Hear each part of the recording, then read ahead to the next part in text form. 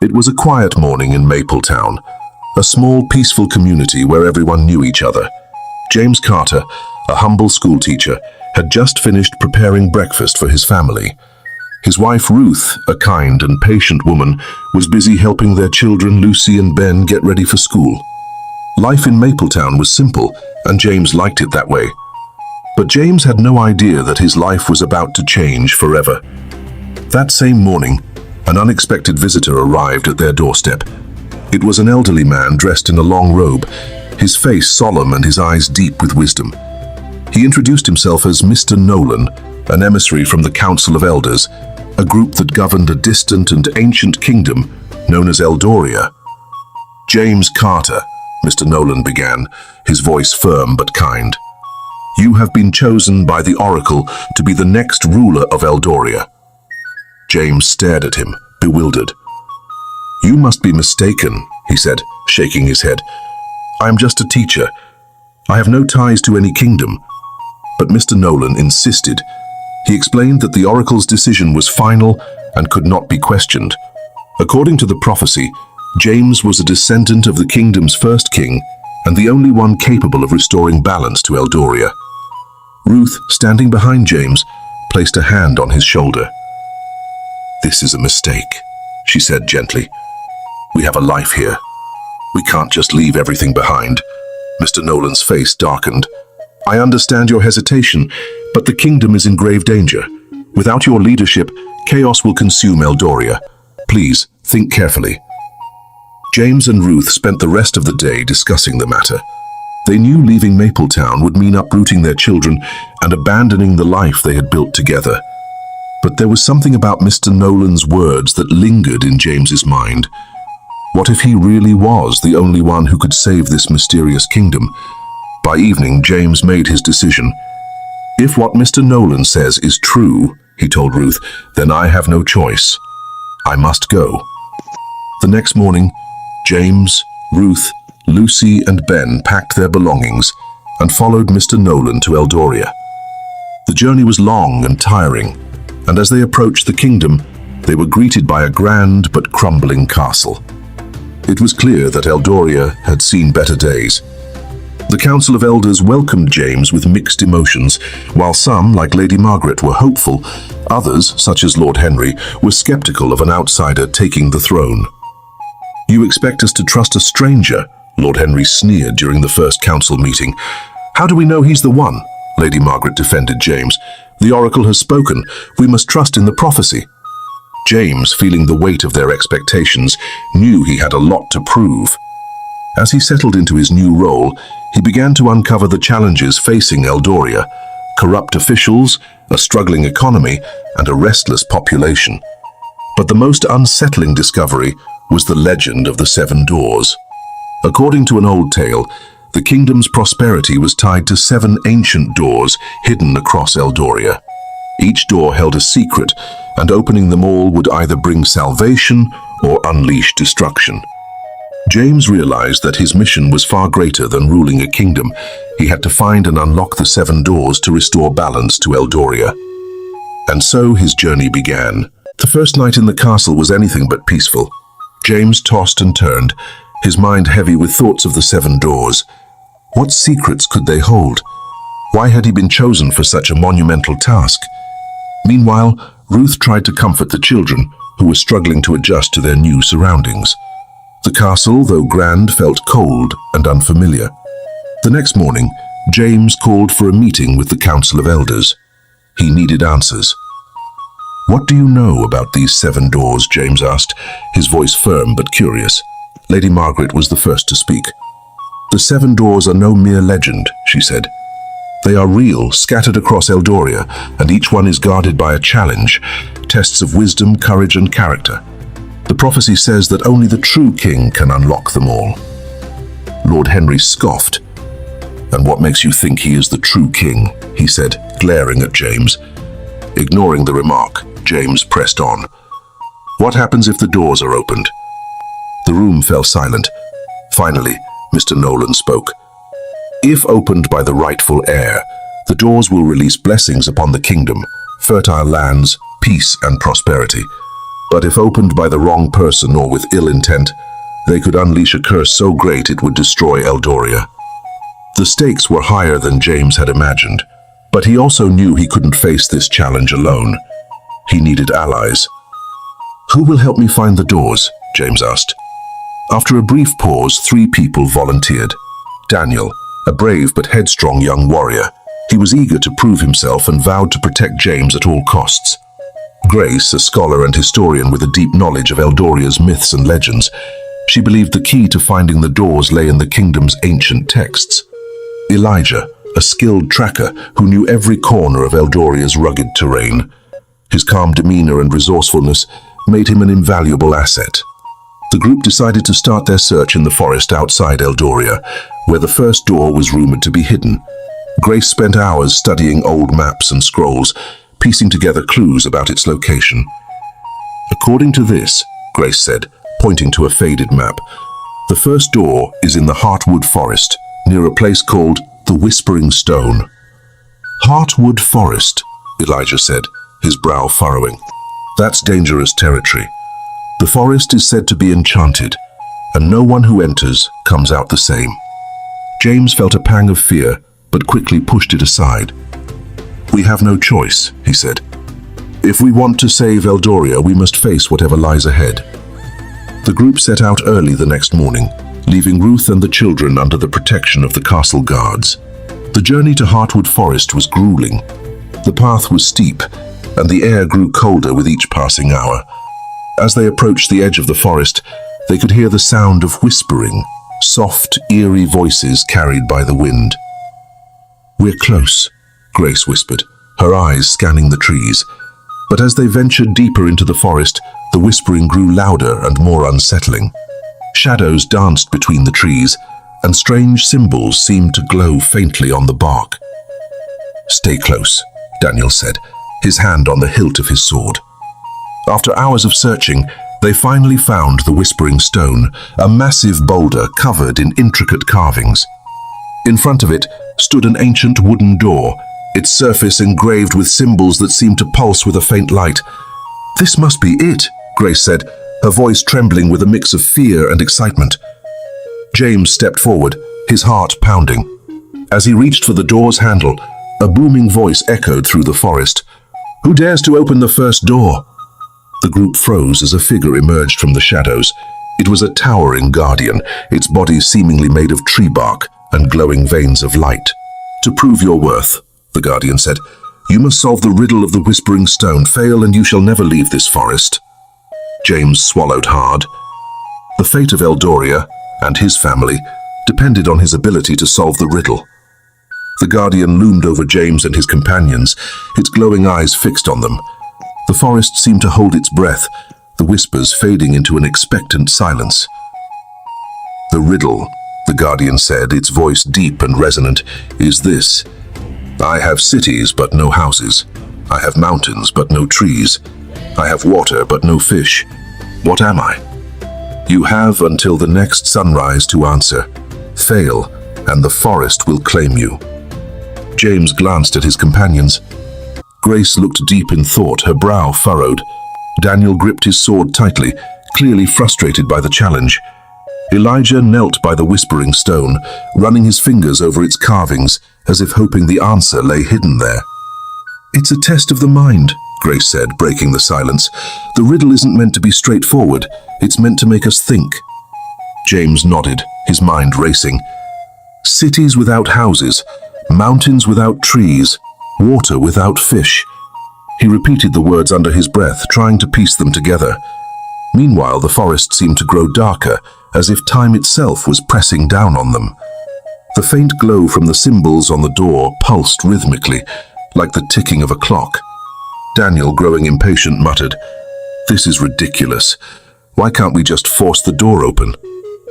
"The Guardian would never allow it," Elijah said calmly. "This is about proving worth, not brute strength." Grace suddenly snapped her fingers. "A map!" she exclaimed. "The answer is a map. It has cities but no houses, mountains but no trees, water but no fish." James's eyes lit up. "Of course, a map. That has to be it." He turned to the Guardian, his voice steady.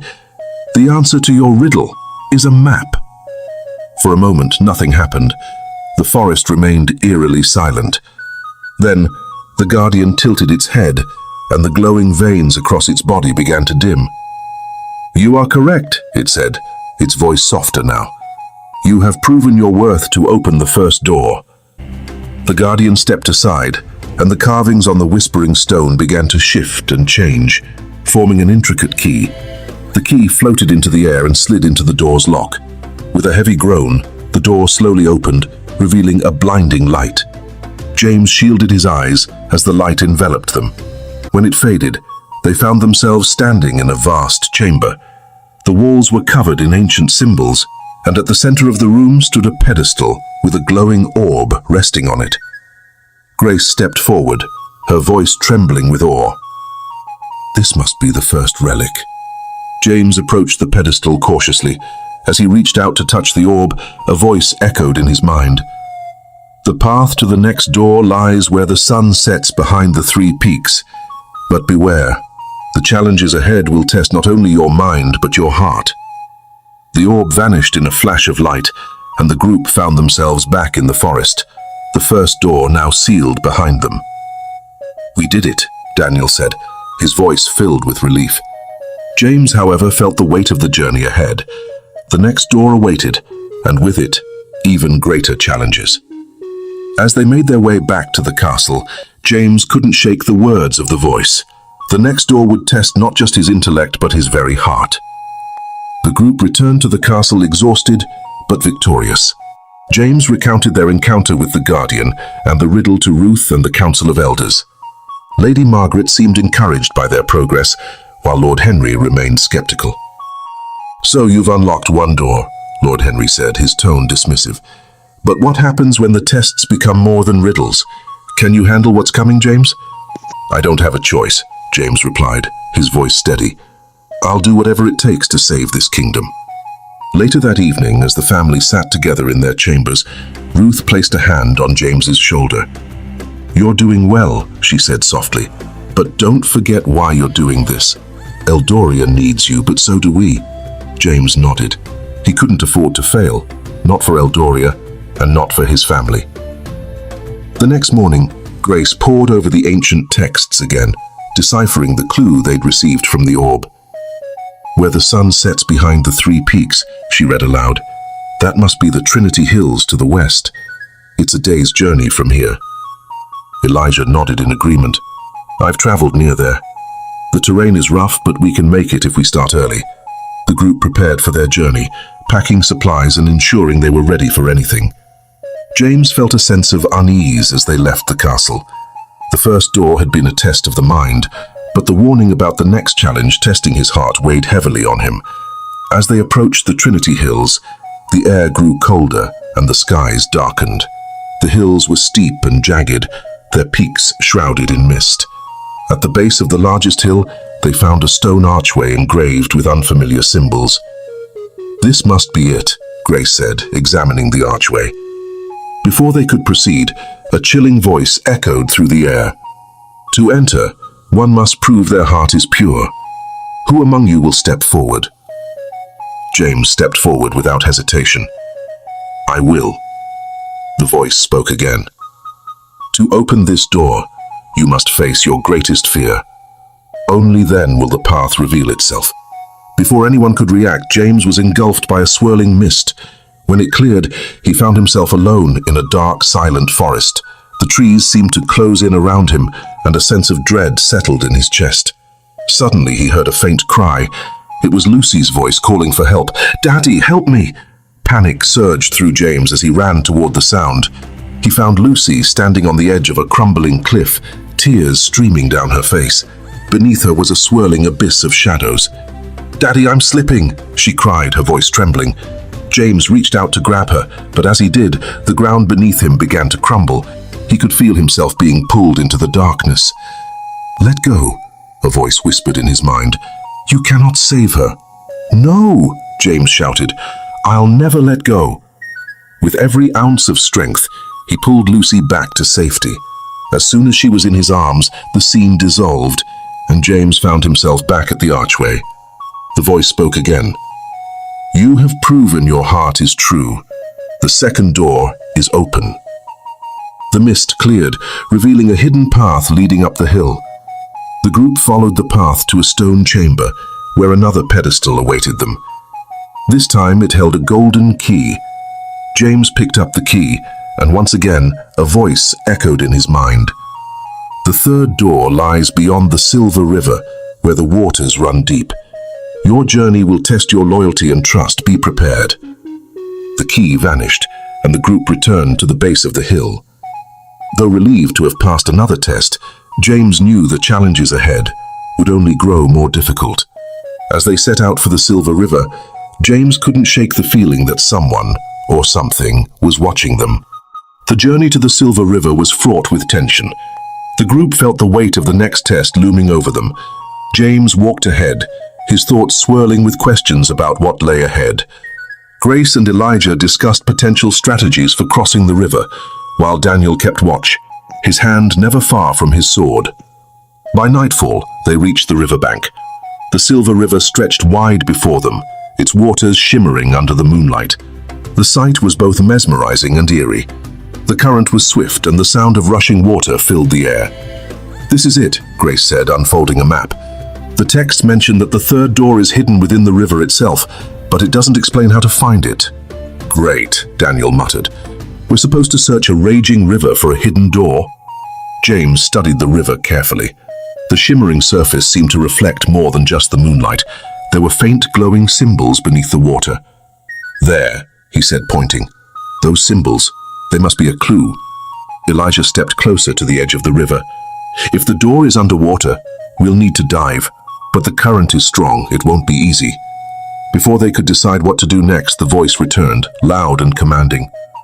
"To open the third door, you must prove your loyalty and trust. Only one may enter the waters, but their fate lies in the hands of the others. Choose wisely." The group exchanged uneasy glances. "I'll go," Daniel said without hesitation. "I'm the strongest swimmer." James hesitated. "Are you sure? This isn't just about swimming. We don't know what's waiting down there." "I trust you all to guide me," Daniel replied. "We don't have another choice." Grace examined the glowing symbols carefully. The symbols seemed to form a pattern. "If we can figure it out, we might be able to guide Daniel to the right location." Elijah nodded. "I'll watch the current and call out any changes. Daniel, you'll need to listen closely to our directions." Daniel removed his armor and stepped into the icy water. The current pulled at him immediately, but he held his ground. "I'm ready," he called out. As Daniel began swimming toward the glowing symbols, Grace shouted instructions based on her observations. "To your left, now straight ahead. Watch for the whirlpool." Elijah kept a sharp eye on the river's surface, calling out warnings whenever the current shifted. James stood at the riverbank, his heart pounding as he watched Daniel disappear beneath the water. Minutes felt like hours as Daniel navigated the treacherous waters. Suddenly, the glowing symbols grew brighter, and a faint rumble echoed through the air. "I see something," Daniel's voice called out from below. "It looks like a door." "Be careful," James shouted. Just as Daniel reached the glowing door, the river seemed to come alive. The water churned violently, and shadowy shapes began to rise from the depths. "What is that?" Grace cried. Creatures formed from the river itself lunged toward Daniel, their watery limbs clawing at him. Daniel fought to hold his position, but the current and the creatures were too strong. "Pull him back," James shouted. "No," Daniel yelled, his voice defiant. "I can do this, just keep guiding me." Grace's voice trembled as she shouted, "The key! Look for a symbol shaped like a sun. It should open the door." Daniel reached out, his fingers brushing against the glowing door. As the shadowy creatures closed in, he pressed the sun-shaped symbol. A blinding light erupted from the door, and the creatures dissolved into mist. The river calmed instantly, and Daniel resurfaced, clutching a silver amulet. The group rushed to pull him back to shore. "You did it!" James exclaimed, helping Daniel onto the riverbank. Daniel, shivering and exhausted, held up the amulet. "This must be the key to the next door." As James took the amulet, the familiar voice echoed in his mind. The next morning, the group broke camp and began their journey to the Valley of Echoes. The air grew heavier with each passing mile, and an eerie silence enveloped them as they approached the valley. Even the usual sounds of birds and rustling leaves were absent, replaced by an unsettling quiet that seemed to press against their ears. Grace tightened her cloak against the cold breeze. The Valley of Echoes is said to reflect your deepest fears and secrets. We need to be ready for anything. Daniel, still recovering from the river's test, nodded grimly. I hope it doesn't involve more water. When they finally reached the valley, they stood at its edge, staring into a vast expanse of grey mist. Jagged rocks jutted out from the ground, and faint whispers echoed through the fog, growing louder the longer they listened. We need to stick together, James said firmly. No one wanders off. As they entered the valley, the whispers grew clearer, forming words that seemed to be directed at each of them. You failed him, James, a voice hissed. You couldn't save him. James froze, his heart pounding. The voice sounded like his father's, accusing and cold. He clenched his fists, refusing to let the whispers distract him. You're not strong enough, Grace, another voice sneered. You'll only get them all killed. Grace stumbled, her face pale, but she pressed on, gripping her staff tightly. For Daniel, the voice was a soft, mocking laugh. You pretend to be brave, but deep down you're terrified of being alone. You can't protect anyone. Elijah seemed unaffected at first, but his eyes darted nervously as the whispers circled him. They'll discover your secret, the voice taunted, and when they do, they'll abandon you. Keep moving, James called out, his voice cutting through the rising tension. The group pushed forward until they reached the center of the valley, where a massive stone gate stood shrouded in mist. Carved into the gate were images of faces, their mouths open as if screaming or whispering. This must be the fourth door, Elijah said, his voice trembling slightly. Suddenly the ground beneath them shook, and a figure emerged from the mist. It was a shadowy form that shifted and changed, its features reflecting each of them in turn. I am the Echo, the figure said, its voice a blend of many. To open this door, you must confront the truths you fear the most. Speak your secrets aloud, or the valley will consume you. The group exchanged uneasy glances. The weight of the challenge pressed heavily on their hearts. James stepped forward, his voice steady despite the fear gnawing at him. I blame myself for my father's death. I've carried that guilt for years, and it's made me afraid to lead. But I won't let it stop me anymore. The Echo shifted, its gaze turning to Grace. She hesitated but took a deep breath. I'm afraid of failing. I've always felt like I have to prove myself, but I realize now that I can't do everything alone. The whispers grew louder as the Echo turned to Daniel. His jaw tightened, and for a moment he said nothing.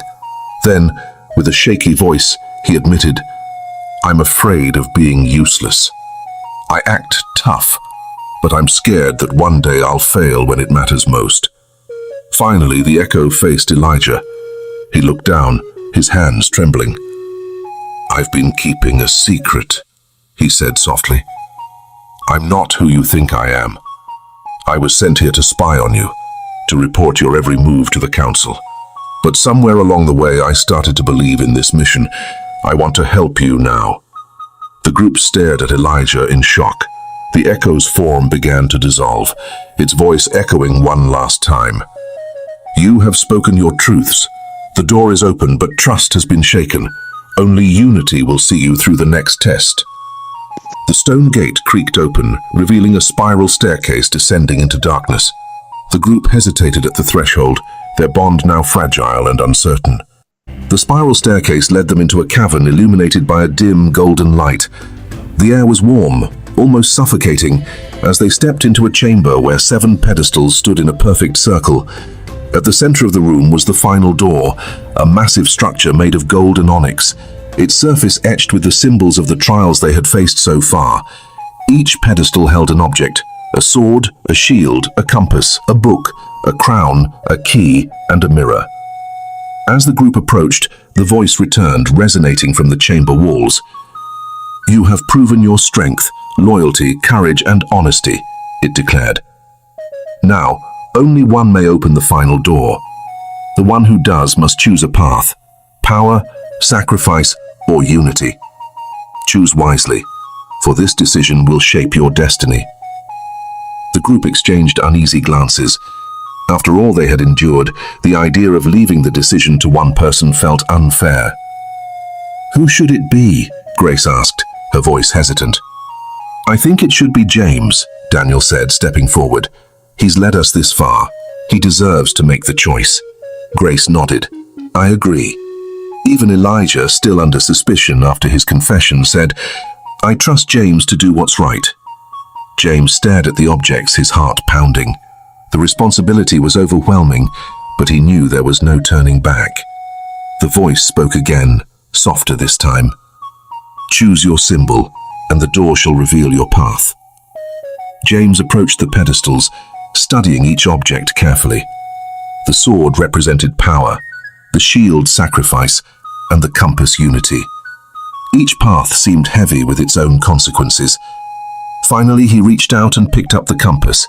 It felt warm in his hand, almost alive, as if it resonated with his very soul. "I choose unity," James said, his voice steady. The golden and onyx door began to glow, its intricate carvings shifting and rearranging. The chamber trembled as the door slowly opened, revealing a radiant light. The voice returned, now gentle and approving. "By choosing unity, you have ensured a future where strength is found in togetherness. Step forward and claim your reward." The group hesitated for a moment before following James through the door. On the other side was a breathtaking landscape, a lush, vibrant world filled with golden fields, sparkling rivers, and a sky painted with colors they had never seen before. At the heart of this world stood a massive tree with silver leaves and golden fruit. Beneath it, a pedestal held a single, glowing crystal.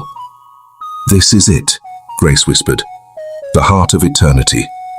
The treasure we've been searching for." As James approached the crystal, the voice returned for the final time. "This world is yours to protect." The heart of eternity grants you the power to heal and rebuild, but it comes with responsibility.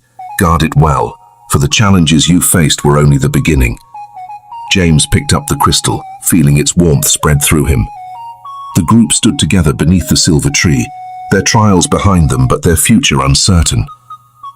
"This isn't just the end of a journey," James said, looking at his friends. "It's the beginning of something greater." They stood in silence, the weight of their adventure settling on their shoulders as they realized they were no longer just travelers. They were now the guardians of a world worth fighting for. Life is filled with challenges. Much like the trials faced by James and his friends, each obstacle they overcame taught them the importance of courage, honesty, sacrifice, and unity. Their journey reminds us that no matter how uncertain or daunting the path may seem, we possess the strength to endure and the power to choose a future of hope and togetherness. Remember, your greatest victories often lie on the other side of fear. Stand strong, trust your team, and believe in your ability to make a difference. If this story inspired you, don't forget to like, share, comment, and subscribe to stay connected with more empowering stories. Thanks for watching. Thank you so much. I really appreciate